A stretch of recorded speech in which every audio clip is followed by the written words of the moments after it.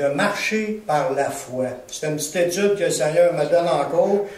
Je n'étais pas sûr pour dans quoi je voulais m'en aller, puis je voulais pas m'embarquer dans cela. Oh non, je vais en avoir encore pour 12 à 14 messages à prêcher sur la foi.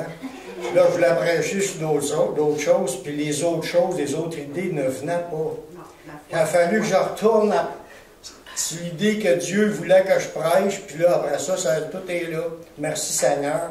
De toute façon, c'est, je pense, un des sujets, pas le plus important. Ils sont tous importants, les sujets, mais c'est un sujet très important pour la vie de tous les croyants. La foi. C'est quoi la foi? On a besoin d'apprendre c'est quoi la vraie foi qui plaît à Dieu. La foi biblique. Parce qu'il y en a beaucoup de choses dans lesquelles on peut mettre notre foi. Puis c'est relatif, la foi. C'est tellement vague, le mot foi. Je pense qu'il faut s'arrêter et regarder ce que la Bible dit là-dessus. Fait que le sujet qu'on va commencer à regarder, c'est la foi qui plaît à Dieu. La foi qui plaît à Dieu parce que c'est Dieu qui est l'auteur de cette foi-là. Il y a beaucoup de choses dans lesquelles les gens mettent leur foi. Ils s'en vont travailler sans s'en rendre compte. Ils ont mis la foi que le toaster pouvait... Premièrement, ils ont mis le foi que le cadran pouvait les réveiller. Ils ont mis leur cadran, puis le lendemain matin, ils se fient sur le cadran pour se réveiller. Donc, il y avait la foi que le cadran les réveillerait.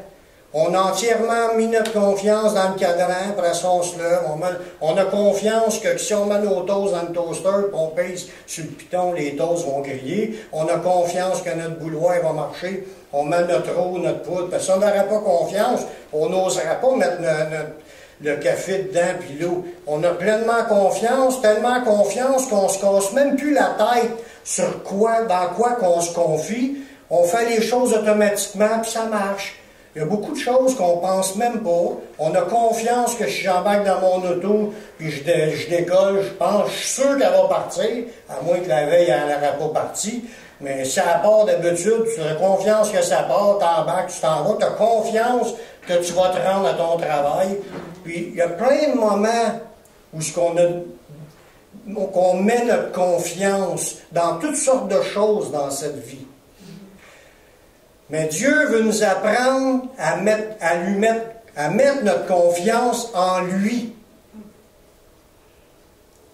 Puis ça, c'est pas automatique. Lui, il est l'auteur de la foi. Il a mis dans l'humain la capacité de mettre sa confiance, de se reposer, de se fier, d'avoir l'assurance que ça marche, puis à un moment donné, tu t'en vas mécaniquement, ta vie avance dans plein de choses que tu as mis ta confiance, sans te casser la tête, tu vas travailler toute la semaine, puis tu n'y penses même pas, tu as confiance que ton boss met ta paye sans faire d'erreur dans ton compte de banque. Des fois, tu peux vérifier, c'est correct de vérifier parce qu'une erreur peut arriver, mais tu as confiance qu'il va te payer.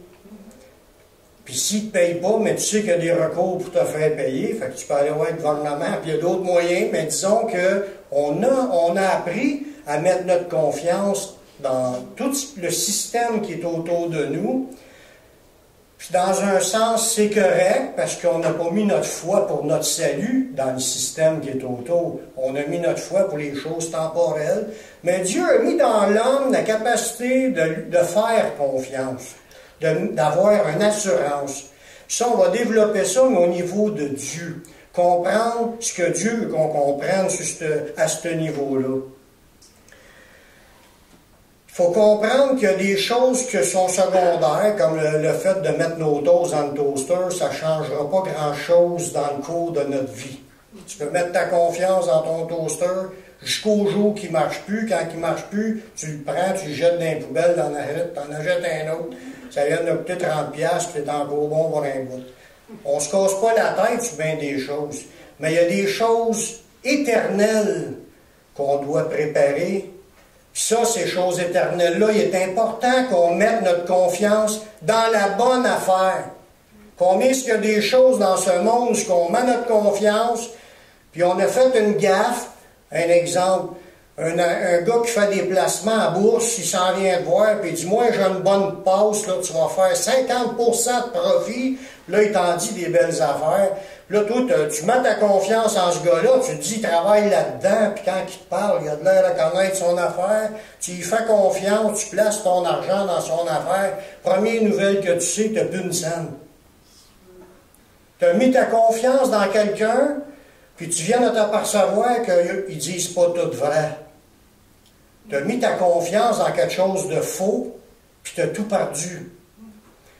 Fait que, à quelque part, quand tu accumules un paquet d'erreurs comme ça, à un moment donné, il faut que tu te dises, wow, là, je ne peux pas faire confiance aveuglément à tout ce qui est autour de moi. Il y a des choses, c'est pas grave, mais il y a des choses qui peuvent avoir un impact grave sur notre vie. Comme, je mets un exemple, faire confiance en quelqu'un qui dit, essaye tel médicament, c'est bon pour ton problème, mais il n'est pas médecin, le gars. Lui, il dit son opinion sur une affaire qui n'a même pas rapport, puis il ne connaît pas ça, mais il dit n'importe quoi. Là, nous, si on croit à ça, puis on commence à prendre ça, puis on va voir les vraies personnes concernées pour te soigner, puis cette personne-là t'emmène à prendre un médicament qui n'est pas bon pour ton affaire, tu risques de beaucoup aggraver ton cas. Voyez-vous? Fait qu'il y a des choses qui sont bonnes de faire confiance dans ce qui nous entoure, ça n'a pas d'impact. Mais si on parle au niveau de l'éternité, on ne peut pas prendre la chance de passer à côté, puis de ne pas avoir mis notre confiance dans la bonne affaire pour être sauvé. Le Seigneur veut nous parler sur la seule chose qui, pour lui, a de la valeur dans ce monde. Quand il regarde les humains, qu'est-ce que Dieu trouve qu'il y a de la valeur quand il regarde ces humains de la manière que ça roule présentement? L'ensemble de l'humanité a corrompu sa voix. L'ensemble de l'humanité a désobéi à Dieu. L'ensemble de l'humanité vit dans la rébellion et dans le péché, puis sont sous l'emprise du diable. Qu'est-ce que Dieu peut trouver d'agréable dans tout cela? Ah, là on commence à arriver à quelque chose que Dieu va commencer à aimer. Voir des gens qui ont de la foi. Malgré que tout est à l'envers, il y a du monde quand même qui décide de croire en Dieu puis de s'attacher à lui. Il y a plusieurs types de personnes sur la terre. Il y en a qui ont cherché de toutes sortes de moyens pour plaire à un Dieu. Là, ils se sont inventés un paquet de religions. Malgré que la révélation est donnée dans la Bible,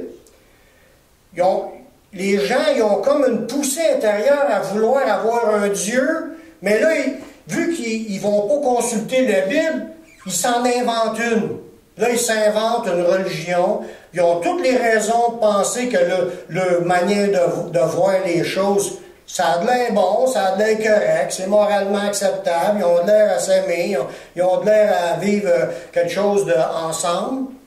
Mais est-ce qu'à cause que ce groupement-là s'unit pour arriver à avoir une même pensée, est-ce que ça veut dire que c'est biblique? Est-ce que ça veut dire que c'est ça que Dieu voulait? Pas du tout. Parce qu'il y a des milliers de religions sur la terre, des dizaines de milliers de religions sur la terre, puis il y a juste une seule Bible. Fait qu'à quelque part, il y en a peut-être qui disent des menteries. Il y a d'autres sortes de groupements que c'est le contraire, des groupements de personnes qu'eux autres, leur spécialité, c'est de vouloir vivre une vie sans Dieu. Ils veulent vivre la vie, mais ils veulent la vivre sans avoir un souci de dire, il faut que je pense qu'il y a un Dieu qui est là. Ils veulent l'oublier, l'ignorer, ils l'enlèvent de leurs écoles, ils l'enlèvent de leurs livres, tout le mot Dieu partout. Ils ne veulent pas entendre ce mot-là. Ils se disent, on est créés, on est des individus, puis peut-être même qu'ils se pensent Dieu eux-mêmes. Puis là, on n'a pas besoin de se border pour un mode de vie, vivre pour un Dieu. On marche comme ça se présente devant nous. Si on a un petit buzz, un petit feeling de dire, je veux faire telle affaire, mais ils le font, puis ils ne se cassent pas la tête, puis même si ça déplaît à Dieu, ils suivent ce chemin-là. Puis ça, il y en a des milliards qui font ça. Qui ne se soucient pas de connaître Dieu, puis ils vivent leur vie comme au jour le jour, dans tout ce qui peut se présenter, quitte même à écraser ceux qui sont autour. S'ils veulent quelque chose, ils vont le chercher, puis ça ne leur fait pas rien face à ce Dieu-là. depuis des millénaires, des milliers d'années, que Dieu tente d'amener les gens à croire en lui, à s'attacher à lui, à marcher avec lui. Dieu tend ses bras pour attirer, il veut attirer tout l'ensemble de l'humanité. Il ne veut pas mettre dehors personne. Il dit, je ne mettrai pas dehors celui qui vient à moi. Puis l'Esprit Saint travaille pour attirer les gens. Puis il y a eu des gens qui étaient là comme des envoyés de Dieu, des gens qui avaient trouvé Dieu dans le vrai chemin de Dieu, sont envoyés par Dieu pour attirer les gens à aller vers Dieu. Il y en a qui suivent, puis il y en a d'autres qui ne veulent rien savoir. Mais le désir de Dieu, c'est de les attirer, toute la gang. Venez à moi, je suis Dieu. C'est ça que Dieu dit.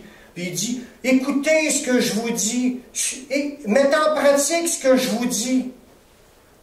Il y en a qui vont se dire, ouais, mais il est-tu fatigant, ce Dieu-là, vouloir être au haut, nous dicter quoi faire? Ils ne comprennent pas. Ils se disent, moi, je suis ici, puis c'est le fruit du hasard. C'est une erreur dans tout l'univers. C'est un hasard que je suis là, puis ils veulent vivre leur vie, puis en profiter à plein, sans se soucier qu'il y aurait peut-être un créateur qui aurait tout mis ça là. Puis ils veulent plutôt ignorer cette dimension-là pour ne pas se sentir coupable, puis de se dire qu'ils seront obligés de le suivre. Ils veulent ignorer Dieu. Mais pourquoi Dieu veut-il à tout prix amener les gens vers lui, que vous pensez? Parce qu'il nous aime. Parce qu'il nous aime. Il veut nous sauver. Il veut nous sauver. Ouais. C'est à cause de notre état. C'est parce qu'on ne réalise pas notre état. Parce qu'on réalisera réellement notre état, consciemment, là, qu'on est pécheur, séparé de Dieu, puis qu'il y a un jugement éternel qui s'en vient, puis mes péchés m'empêchent d'entrer dans la vie éternelle. Si tout le monde réalisera, tout le monde sera à genoux devant Dieu, présentement. Dieu crée tout le monde sur la planète pour que tout le monde se mette à genoux devant lui, puis qu'il réclame sa grâce pour être purifié. Parce que sinon, on est perdu, tout le monde est perdu, puis ils le sont réellement, même s'ils ne le savent pas. Mais ce n'est pas parce que Dieu ne voulait pas les sauver, c'est des gens qui n'écoutent pas. Il y a des gens qui parlent à la radio, à la télévision, sur Internet, partout la bonne nouvelle est annoncée. Mais les gens, il y a mieux, ils préfèrent les ténèbres à la lumière, de peur qu'ils réalisent que leurs œuvres sont mauvaises.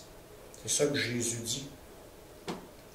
Dans Isaïe 45, le verset 22, Dieu le dit, « Tournez-vous vers moi. » Il veut que les gens se tournent vers lui. Il dit, « Tournez-vous vers moi et vous serez sauvés. » Dieu veut que les gens soient sauvés.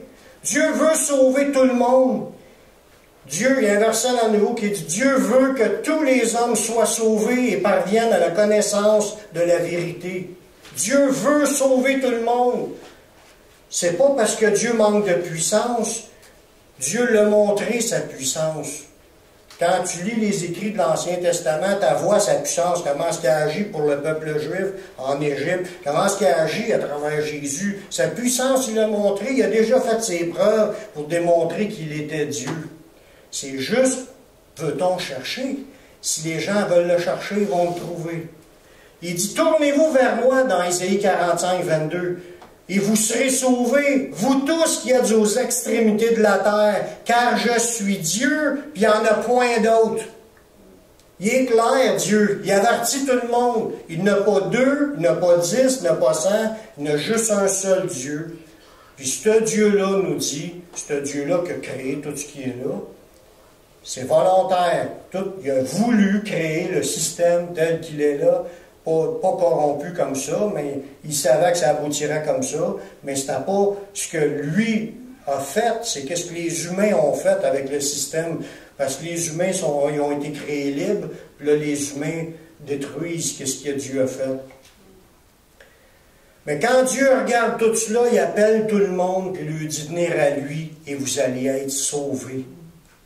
Mais aux yeux de Dieu, y voit-il quelque chose de bon dans ceux qui ne croient pas en lui?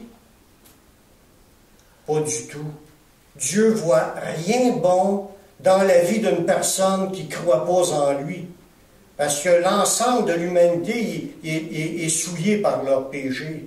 Tout ce qu'ils font, tout le monde, ce que nous-mêmes aussi on a fait, parce qu'on n'est pas meilleur que les autres, on était dans le péché par-dessus la tête avant qu'ils viennent nous chercher.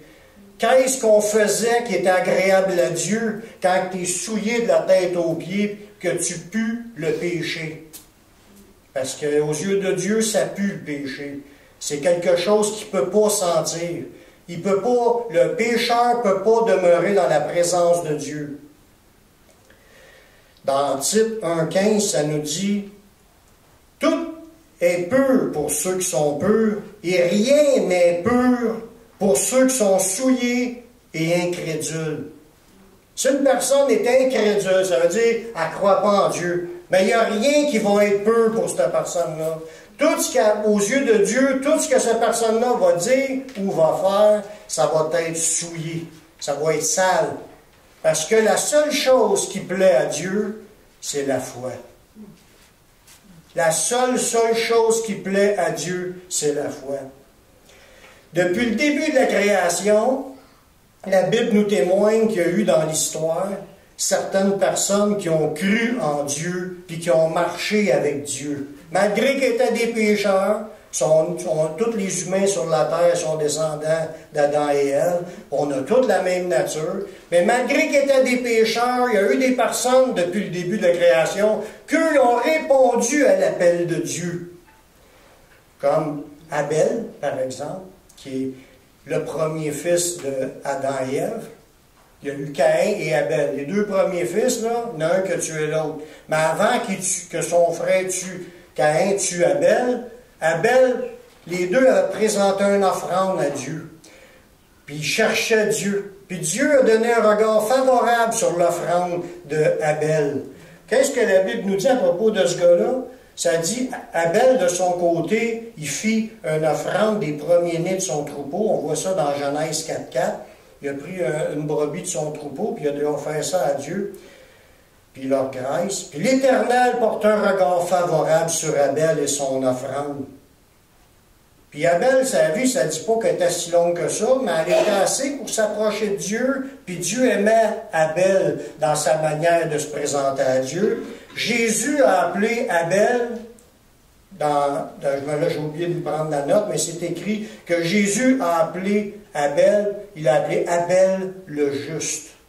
Aux yeux de Dieu, Abel était déclaré être un juste. C'est-tu parce qu'il était meilleur que les autres? Non. Parce qu'il avait compris que Dieu était là, il savait que Dieu était là, puis il s'est approché de Dieu avec ce que Dieu aime, ce que Dieu agrée. Il voulait marcher avec Dieu, il voulait plaire à Dieu, il servait Dieu de la façon ce que Dieu le demandait. Il aimait Dieu. Dieu l'a déclaré juste. Un autre, pas longtemps une couple de centaines d'années plus tard, il y a un autre personnage qui s'appelait Enoch. C'était la même affaire. Dans Genèse 5, le verset 24, ça nous parle que Enoch marcha avec Dieu, puis il ne fut plus parce que Dieu le prit. Ça nous dit dans ces passages-là qu'Enoch, il a marché 300 ans avec Dieu. Ça ne nous dit pas qu'au début de sa vie, il était avec Dieu. Mais qu'à un moment donné, il y a eu un fils, puis après ça, il a marché avec Dieu. Puis là, il aimait Dieu, puis il était accroché à Dieu. Il a tellement plu à Dieu que Dieu est venu le chercher. Pourtant, il était-tu meilleur que les autres? Non, il était dans la même nature de péché que tout le monde de son époque, la même nature de péché que nous aujourd'hui, mais il plaisait à Dieu. Pourquoi qu'il plaisait à Dieu? C'est parce qu'il aimait Dieu, il avait la foi en Dieu, il avait confiance en Dieu, puis il croyait en Dieu, puis il voulait suivre Dieu. Son cœur était attaché à Dieu. Un peu plus tard, une couple de versets plus loin, mais ça pouvait être peut-être 1500 ans plus tard, il y a eu Noé, dans Genèse 6, versets 8 et 9, la Bible nous parle de Noé, qui est une autre personne qui marchait avec Dieu. Ça nous dit, Noé trouva grâce aux yeux de l'Éternel. Là, ça nous dit, voici la postérité de Noé. Noé était un homme juste et intègre dans son temps. Noé marchait avec Dieu. Qu'est-ce qu'il y avait Noé comparativement aux autres gens de son époque? La Bible elle nous le dit. L'ensemble des humains qu'il y avait autour de lui avait corrompu sa voix. Tout le monde marchait tout proche. Mais Noé, il aimait Dieu.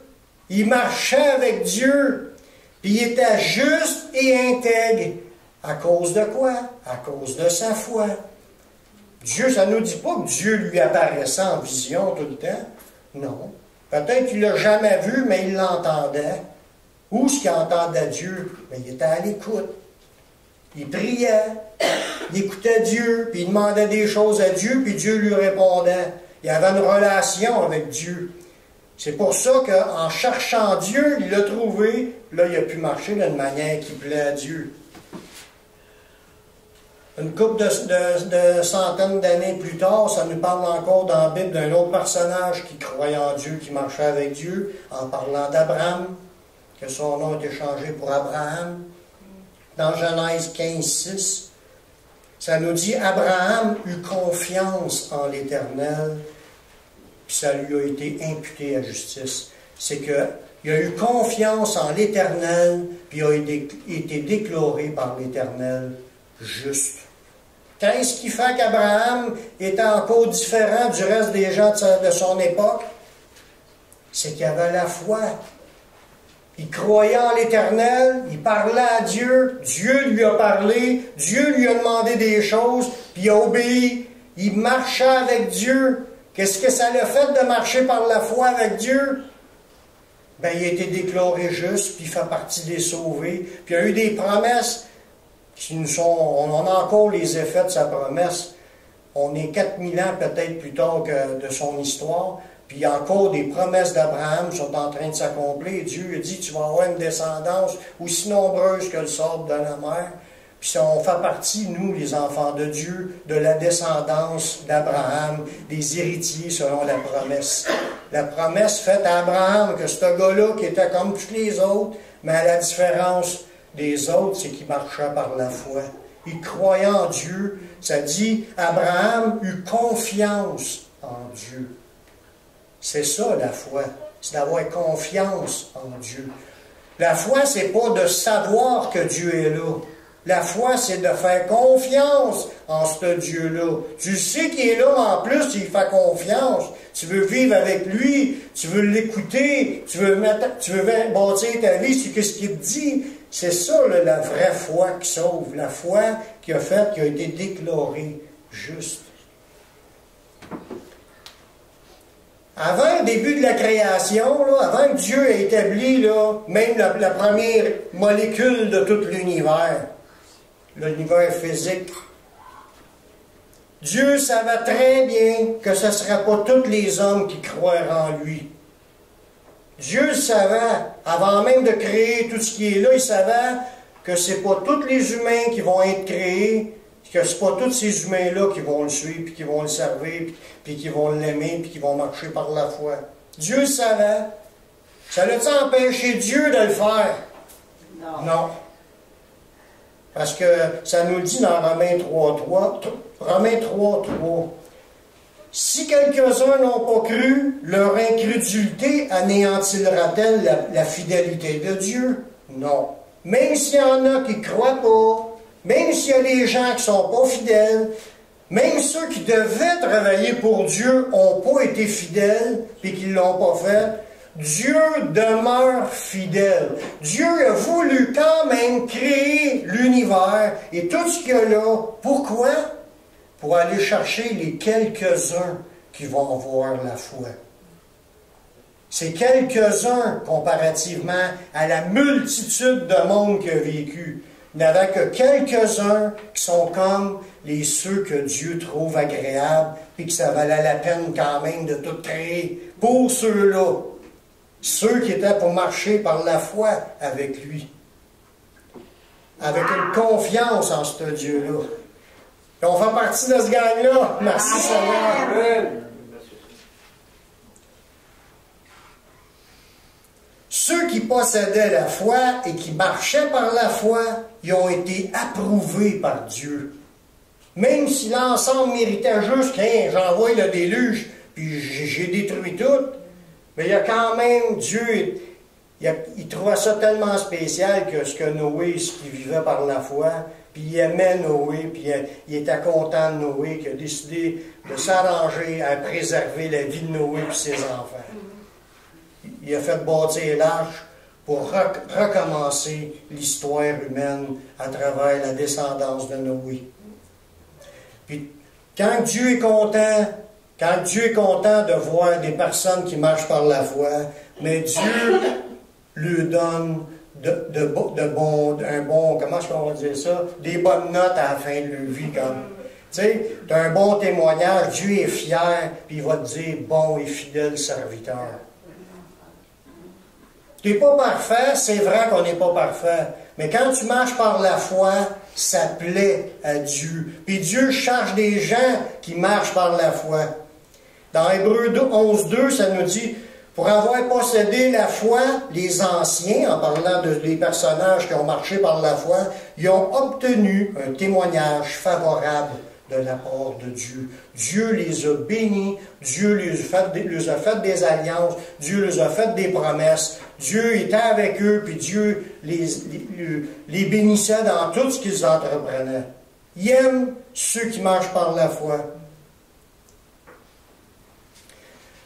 Là, on veut comprendre, ouais, moi, ça m'intéresse, je veux en savoir plus sur la foi. C'est quoi la foi? On a besoin de l'apprendre, frères et sœurs. Puis si on en parle, puis je pense que vous le savez déjà, mais il y en a d'autres qui écoutent ces messages-là sur Internet. Puis il faut que tout le monde sache c'est quoi la foi qui est agréable à Dieu. C'est ce qu'on veut développer dans l'étude. Comprendre que Dieu, quand il regarde les gens, il veut voir de la foi dans ceux qui écoutent. Mais les bénédictions sont pour ceux qui marchent par la foi. Mais c'est quoi la foi que Dieu s'attend? Ça veut dire quoi la foi? Bien, la foi, on le voit dans Hébreux chapitre 11, le verset 1. Ce verset-là, il résume la foi. La foi, c'est une ferme assurance, une confiance. Puis c'est aussi une démonstration, une preuve. C'est comme si il y a quelque chose qui se produit. Vu que tu as l'assurance, tu vas faire des gestes, tu vas faire des pas, tu vas prouver, tu vas passer aux actes. Voyez-vous, c'est ça la vraie foi. Contrairement à ce qu'on pense, la foi n'est pas juste une croyance. Parce que s'il y en a qui pensent qu'ils croient qu'un chat noir porte la malchance, mais c'est juste une croyance, ça, là. Ils croient ça, mais ça a-tu réellement... C'est-tu ça de la foi? Pas du tout, parce que tu peux envoyer des chats par après, puis ça ne te dérangera même pas de donner un coup de pied en passant. Tu n'auras pas peur. Tu as une façon de parler. Non, mais il y en a que c'est comme ça. Ils n'auront pas peur. C'est pas réellement une croyance, une confiance ou une assurance que le chat il est dangereux. C'est juste... Ils pensent que c'est ça. Mais juste une pensée de même, comme un exemple, est-ce qu'il y a de quoi d'extraordinaire de dire que Dieu existe? Les démons aussi disent que Dieu existe, mais ils ne marchent pas selon les voies de Dieu. Juste le savoir, juste une croyance, c'est pas juste ça la foi. La foi, c'est plus que ça. La foi, c'est une ferme assurance, une confiance, puis qui va t'amener à démontrer une démonstration, à faire des preuves de ce que tu crois. Excusez. Fait que dans Hébreux 11.1, ça nous dit, or, la foi, c'est une ferme assurance. C'est une confiance intérieure. Tu as lu la parole, tu te l'as fait expliquer, puis tu crois. Tu as une ferme confiance, tu as une assurance que ce que tu entends, parce que ça vient de la parole de Dieu, tu as confiance que c'est vrai. Puis là, quand tu le prends, parce que tu en as confiance, tu passes aux actes. Tu fais ce qu'il te demande. Fait que ça dit une ferme assurance des choses qu'on espère, une démonstration de celles qu'on ne voit pas. Dans le mot grec, là, le mot foi, le mot foi dans le dictionnaire biblique, ben, du mot grec, parce que c'est un mot en grec, ça, que le Nouveau Testament est écrit en grec. Il a été traduit par plusieurs mots. Foi, fidélité, grâce, preuve, certaine, croire, conviction, croyante, engagement. Ça, c'est des synonymes un peu du mot foi. C'est une conviction de la vérité. Tu es convaincu. Là, si on y va avec les définitions, tu as une conviction en la vérité. C'est pas wow, Jésus est mort sur la croix. C'est comme si c'était une donnée parmi d'autres.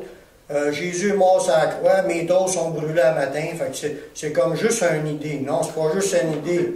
C'est Jésus, il est mort sur la croix pour pardonner mes péchés. Alléluia! Tu le sais, tu es convaincu, tu l'as accepté, tu as mis ta confiance là-dedans, puis tu crois. Tu vois-tu? Tu crois, mais avec confiance, avec assurance, puis ça t'a fait de toi que tu t'es engagé à suivre Jésus. C'est ça qui est la foi. C'est une conviction en la vérité. Tu es convaincu. Si quelqu'un vient même t'en parler, puis dit le contraire, voyons donc, c'est pas ça. Hey, laisse faire. Moi, je le sais, je suis convaincu. Tu n'as rien qui va me changer mon idée. Je suis convaincu. C'est ça la foi. Tu es convaincu. C'est pas juste le savoir. Tu es prêt à mourir pour cette idée-là. C'est ce qui est arrivé avec les premiers disciples. Les humains étaient méchants dans ce temps-là, puis ils s'opposaient à l'enseignement de la parole de Dieu, puis ils défendaient les gens de parler de Jésus. Puis eux autres, il n'y en est pas question, nous autres, on croit, puis tu ne viendras pas nous dire d'arrêter. Puis ils ont été jusqu'à se faire tuer à cause du nom de Jésus. Fait que tu as une ferme conviction sur la vérité qui sort de la parole de Dieu. Tu as une ferme conviction que Dieu est là. Tu as une conviction que Dieu existe, bien entendu. Tu as une conviction en ce qui concerne Jésus qui est venu il y a 2000 ans, qui est mort sur la croix pour pardonner tes péchés. Tu as une conviction forte que Jésus est venu, il était le Messie, puis qu'à cause de son œuvre qui est mort sur la croix, il a versé son sang pour que tu puisses être pardonné. Tu l'as, cette conviction-là. Tu le sais, c'est ça la foi. Il n'y a personne qui peut t'enlever cette idée-là, puis tu sais que c'est à cause de ce que Jésus a fait que tu es pardonné. Tu sais que tu es pécheur, tu sais que qu'est-ce qu'il a fait Jésus, c'est ça qui permet de pouvoir être lavé de tes péchés. Il n'y a rien même si quelqu'un viendra te faire des preuves pour essayer de te dire c'est pas vrai, ça n'a pas existé, toi, tu es à cheval sur ton idée, tu gardes une assurance. C'est ça la foi devant Dieu. Prête à défendre ton bout. Puis tu le sais. Pourquoi tu le sais? Parce que c'est écrit dans la parole de Dieu. Puis s'il y a un ciel, c'est dans la parole de Dieu, c'est écrit. S'il y a un enfer, c'est dans la parole de Dieu. S'il y a une vie éternelle, c'est dans la parole de Dieu. S'il y a un jugement après la mort, c'est dans la parole de Dieu. Si on sait qu'on est pécheur, c'est dans la parole de Dieu. Si on sait que Jésus est mort sur la croix pour pardonner nos péchés, c'est dans la parole de Dieu. Nous, ce qu'on a décidé de faire, c'est de mettre notre confiance dans ce qui est écrit dans la parole de Dieu. C'est ce qui demeure éternellement. Puis tout ce qu'on peut savoir, ça vient de la parole de Dieu. Même si quelqu'un arrive et essaie de nous dire d'autres choses pour essayer d'ébranler notre foi, je regrette, c'est écrit ça dans la parole de Dieu. On a mis notre foi dans la parole de Dieu. Pour nous, il n'y a rien qui va nous faire changer. C'est ça la foi qui sauve. Une fidélité à toute épreuve. Peu importe ce qui arrivera, il ne faut jamais laisser l'ennemi gagner sur nous autres. Parce que le prix, c'est pas léger, c'est la vie éternelle. On peut dire, ouais, il faut en prendre, il faut en laisser. Non, je regrette. Il n'y a pas d'en prendre et d'en laisser. Tu la prends toute ou tu la laisses toute. Tu ne peux pas prendre juste la moitié de la Bible. Sinon, ta foi, elle ne tient pas debout. Tu y crois à Dieu ou tu y crois pas? Si tu penses que c'est un autre Dieu qui est Dieu, vas-y, dépêche-toi, parce que là, tu vas passer à côté de ton salut. Mais il n'y en a pas d'autre Dieu qui promet la vie éternelle puis qui peut effacer vos péchés. Il y a juste Dieu, le Créateur de toutes choses, qui a envoyé son Fils. Puis c'est annoncé d'avance par des prophètes. Puis ça s'est tout accompli comme ça avait été annoncé sur des milliers d'années. Puis quand Jésus est venu, tout est accompli. Tous les écrits à son sujet, il y avait au-dessus de 300 prophéties dans l'Ancien Testament qui ont été accomplies quand Jésus était sur la terre. 300, pas une, ou une parole tellement abstraite que tu ne peux même pas savoir. Il y a 300 paroles annoncées d'avance dans la Bible qui ont été accomplies lorsque Jésus est venu sur la terre. Croyez-vous que vous êtes sauvés par la foi? Oui. Là, si on continue l'histoire de l'humanité, due à la déchéance des hommes, sans la foi, parce que les hommes marchaient sans foi ni loi, toute chair avait corrompu sa voix. Tout le monde marchait dans rébellion contre Dieu. Tout le monde se prosternait devant des faux dieux. Tout le monde avait où il était ignorant de Dieu, puis parce qu'ils étaient ignorants, ils ne connaissaient pas le chemin. Ils marchaient d'une manière qui déplaisait à Dieu. Il n'y avait rien dans l'homme qui pouvait plaire à Dieu. Hébreux 11.6, ça nous dit, « Or, sans la foi, il est impossible de lui être agréable. » Fait que peu importe si c'est ma tante, mon oncle, grand-maman était tellement fine, elle a élevé 28 enfants, mais aux yeux de Dieu, ça compte pas. Si elle n'a pas la foi, c'est pas agréable pour Dieu. C'est pas ça que Dieu. C'est pas le nombre d'enfants qui compte. C'est, tu marches-tu par la foi? T'es-tu accroché à Dieu? Tu crois-tu Dieu? Tu crois-tu la parole de Dieu? Tu marches-tu avec Dieu? C'est ça qui compte pour Dieu. Le reste, tu as aimé beaucoup d'humains, tu as vécu, tu as donné tes biens aux pauvres, mais si tu n'as pas la foi pour être pardonné de tes péchés, tu es encore quelqu'un qui est tout seul dans ses péchés, puis tu es perdu. Il faut que tu y ailles à Jésus. Comment un individu pécheur peut-il réaliser son état, s'approcher de Dieu et plaire à Dieu? Comment ça peut arriver? En étudiant les lois. Oui, mais même si tu étudies, si tu es déjà toute sale, pécheur, tu es déjà tout croche, comment tu peux penser de t'approcher de Dieu si tu es déjà tout sale? Mais parce que l'idée de dire, si je commence à connaître ces lois, c'est comme si je dis, je vais au dépanneur, j'ai une dette déjà de 500 pièces que j'ai fait marquer mes épiceries, que je dois encore 500 pièces au dépanneur. Fait que là, je dis au propriétaire du dépanneur, à partir d'aujourd'hui, là, je paye tout cash. Tu connais? Tu payes tout cash, tu commences à payer cash tous tes nouvelles achats. Ouais, mais qu'est-ce qui arrive avec la dette de ton 500 pièces que tu dois? Même si à partir d'aujourd'hui, tu pratiques tout ce que tu avais à pratiquer là, dans la loi. La dette est encore là de toute la dette des autres fois que tu ne l'as pas faite. C'est une dette, ça, là. Ton âme est toute souillée. C'est le seul moyen, parce que il faut que Dieu te fasse un cadeau. Il faut que Dieu te fasse un cadeau de t'effacer tout ça. La dette que tu dois. Il faut qu'il te fasse un cadeau parce que sinon, tu restes avec la dette, il faut que tu payes ta dette.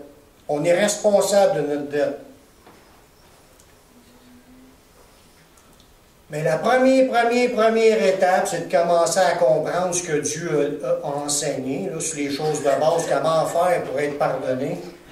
Tu commences par lire la Bible et croire en ses écrits, qu'il nous a révélé que, premièrement, dans Galates 3.22, ça nous dit « L'Écriture a tout renfermé sous le péché,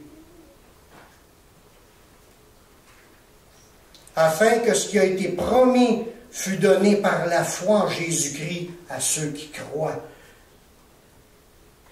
Voyez-vous, même si tu arriverais à dire « Je vais gagner mon ciel parce que je vais vivre la vie la plus simple que passe à la terre », tu n'as pas encore réglé ce qu'il fallait. Il dit la Bible, les Écritures ont tout renfermé dans le péché afin que ça soit possible d'être sauvé uniquement par l'œuvre de Jésus. Son sacrifice qu'il a fait en mourant sur la croix. Il veut t'amener, premièrement, à ce que tu mettes ta foi sur Jésus. Il n'y a pas d'autre moyen. Tout ce que Dieu a promis dans sa parole, tu peux l'obtenir uniquement par la foi en Jésus-Christ. C'est donné à ceux qui croient. La Bible dit aussi que le salaire de nos péchés, c'est la mort. La Bible a tout renfermé dans le péché. Ça veut dire tout le monde est enfermé dans l'idée, nous sommes tous des pécheurs, on a toute une tonne de dettes à payer. Mais la Bible dit que le salaire de nos péchés, c'est la mort. Il faut régler ça, cette dette-là. Il faut comprendre que le don gratuit de Dieu, c'est un don qui est gratuit, pas parce qu'il est cheap, pas la première fois que je le dis, mais il faut comprendre que c'est un don gratuit parce qu'il est obligé de te le rendre gratuit parce que tu n'auras jamais été capable de te le payer, ce don-là. Fait qu'il a fallu que Jésus le paye, ce que ça coûtait, pour que ça devienne gratuit. Mais c'est pas parce que c'était gratuit, c'est parce que c'est déjà payé. Fait qu'on aurait pu écrire à la place le don déjà payé par Dieu. C'est Jésus-Christ. C'est ce que ça nous dit dans Romains 6, 23. Le salaire du péché, c'est la mort, mais le don gratuit de Dieu, c'est la vie éternelle en Jésus-Christ, notre Seigneur. Voyez-vous, si tu veux commencer à croire en Dieu, mais commence par croire ce que la Bible nous dit sur comment faire pour régler la dette de tes péchés. Crois que tu es pécheur. Oui, on est tous été pécheurs. Y a-t-il quelqu'un qui pense qu'il n'a jamais fait de péché? Personne ne lève la main, c'est correct. Donc, on aura besoin de quelque chose pour s'en sortir. C'est ce que Dieu a fait. Il a pourvu pour que je puisse être sauvé, puis saisir ce cadeau-là gratuitement, mais ça me prend quelque chose pour le saisir, on va le lire. La foi en l'œuvre de Jésus sur la croix, mais c'est le seul moyen voulu par Dieu pour qu'on puisse s'approcher de lui. Fait que si quelqu'un dit, moi je veux apprendre à connaître Dieu, je veux apprendre à marcher avec Dieu, première chose que tu dois savoir, il faut qu'il règle la dette de tes péchés. Tu sais-tu que tu es pécheur? Il va dire, oui, je le sais. Mais il dit, Jésus, il est venu puis il est mort sur la croix, voilà, 2000 ans. Il est mort sur la croix pour pardonner tous tes péchés. Première chose que tu dois mettre ta confiance, c'est mettre ta confiance que Jésus a payé pour toi. Mets ton assurance, ta confiance que tu vas rentrer au ciel, pas parce que tu étais meilleur que les autres, on est tous des pécheurs, mais on va rentrer à cause que Jésus a tout payé. Là, mets ta confiance que c'est Jésus qui te sauve, qui a versé son sang pour toi. Mets ta pleine assurance, ta confiance, accroche-toi à cette idée-là, puis lâche-la pas, parce qu'il n'y a pas d'autre moyen qui a été donné parmi les hommes par lequel on peut être sauvé. Il n'y a que le nom de Jésus-Christ qui nous sauve. Yeshua. Amen. Amen. Jésus l'a dit dans Jean 8, 24. Il dit, c'est pourquoi je vous ai dit que vous mourrez dans vos péchés. Il a dit ça à du monde. Si vous ne croyez pas que je suis, vous mourrez dans vos péchés. Si les gens ne croyaient pas qu'est-ce qui était Jésus et qu'est-ce qu'il était pour faire, ils vont mourir dans le péché. Il faut que tu le saches. Et c'est ce qu'on s'efforce à répéter régulièrement pour que tout le monde le sache. Il n'y a de salut en aucun autre, car il n'y a sous le ciel aucun autre nom qui a été donné parmi les hommes par lequel nous puissions être sauvés. Jésus le dit autrement, il dit, je suis le chemin, la vérité, la vie. Nul ne vient au Père que par moi. Il y a d'autres places qui disent, il y a un seul Dieu, il y a un seul médiateur entre Dieu et les hommes, Jésus-Christ, homme. C'est le seul moyen pour être lavé de cette dette-là. Le seul moyen de le saisir est non par la religion, mais par la foi en son sacrifice. Dans Éphésiens 2:8, ça nous dit, c'est par la grâce que vous êtes sauvés. C'est un cadeau que Dieu nous donne d'être sauvés. C'est par le moyen de la foi. Qui ça qui doit avoir la foi? Ceux qui veulent le cadeau. Si tu veux le cadeau d'être sauvé, Il y a un seul moyen que l'humain peut prendre pour saisir ce cadeau-là. C'est pas une religion, c'est pas des philosophies, c'est pas des bonnes thérapies, c'est pas... même si tu te mettras à jeûner et donner ta chemise à tout le monde, c'est pas ça qui va faire que tu vas saisir le cadeau. Le seul moyen de saisir le cadeau, c'est de mettre une pleine confiance, une pleine assurance que Jésus l'a payé pour toi et tu l'acceptes comme ton sauveur. Tu le dis.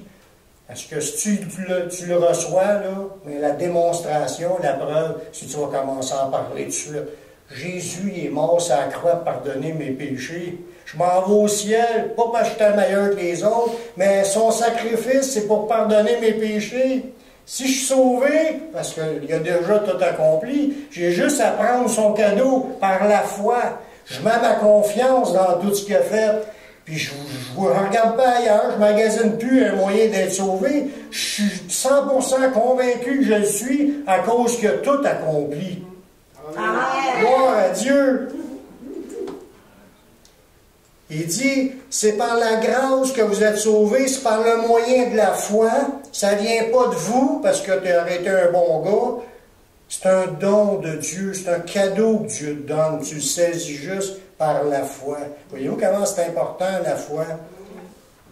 Là, il y a un dernier verset qui nous dit, « Approchez-vous de Dieu pour l'accepter et vous serez sauvés. » 1 Pierre 1,9, « Parce que vous obtiendrez le salut de vos âmes pour le prix de votre foi. »